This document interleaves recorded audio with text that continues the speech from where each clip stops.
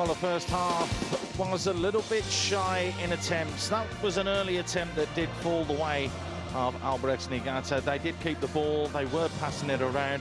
Sakamoto tried to open the score in early doors, but just pulled that wide of Fadil Salim's goal. Again, you would have to say that the majority of chances and opportunities have come in favour of the White Swans as they kept pushing forward.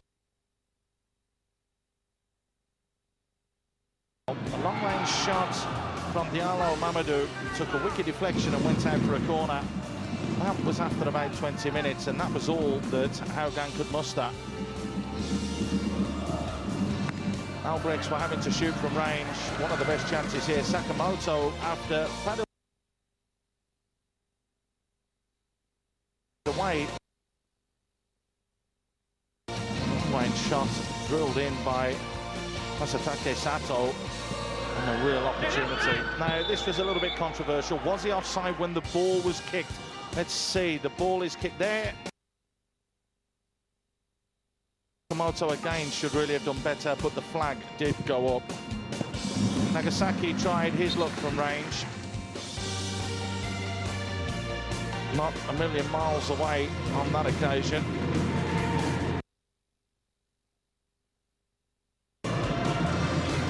And again, it was all one-way traffic, really, when you put it that way. Half chance came the way of Azaiko. Tried to get in front of the defender and the keeper, but to be fair, Hideoki Hara was brave enough to deal with that. And then Albrechts just kept coming. On that occasion, yet again, Sakamoto from outside the box. No real venom or pace, direction to beat the keeper, but Fadil Salim getting it at the second attempt.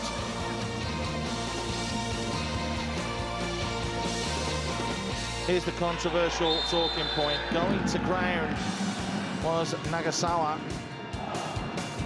Jinx passed the challenge. Was he caught? I'll let them sort that out in the studio at half-time, but how about that for a save? Fadil Salim, full stretch down to the left, pushes it to safety yet again. That's 3 penalty saves out of 3 for him. 2 in Brunei and 1 here. And that was a full fist as well. A real good save by him. Didn't matter though, because Hogan couldn't clear their lines, and it was the number 8, Takeshi Nagasawa, that pulled the trigger from range. No one closing him down. 1, 2, 3 seconds before anyone even thought about going and closing him down. Not a bad finish from the 23-year-old, who is the reserve goalkeeper as well. So it will not bother him one little bit. That's what decides these two sides at the moment. The shots on and off target, as you can see, 9 in total for Albrechts, 8 on target, whereas Hogan have only had 3, with 2 of those being on. 59-41. Flatters Hogan, because it did look a lot more the possession stats, but the all-important one is the one at the top. Hogan United 0, Albrechts Niigata 1. Let's get back down for our half-time show to Shizad.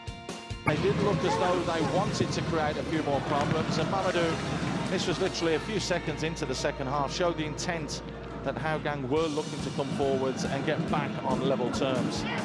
Great ball whipped into the box, but again, nothing really falling for Hogan, so no real luck for them. But you know the adage and the saying that is in football, you make your own luck in this game, and that is something that Hogan failed to do. Suspicion there of a handball. Did it hit the hand, or was it just the leg?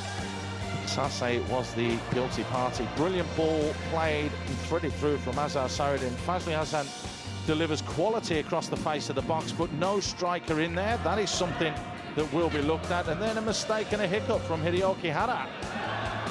Well, got a little bit stuck underneath the ball, didn't he? There you go.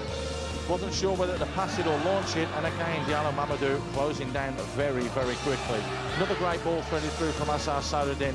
And that ball across the face of goal, not bad again.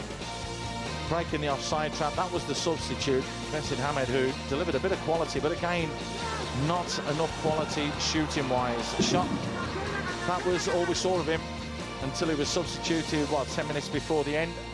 Had a little bit of time and space, turned, drilled a goal bound, but always fading away. never really going to trouble Hara in the goal.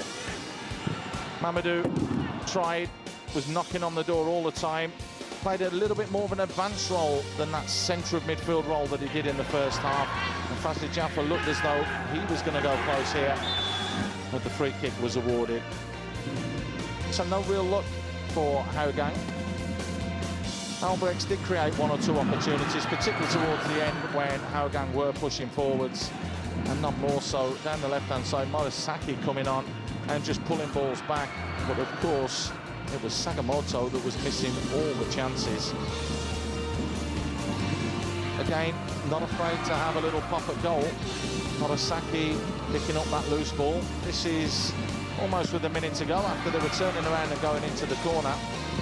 Adil Salim just letting that one get away from him slightly, but nonetheless he was in the right place at the right time, but it ended 1-0.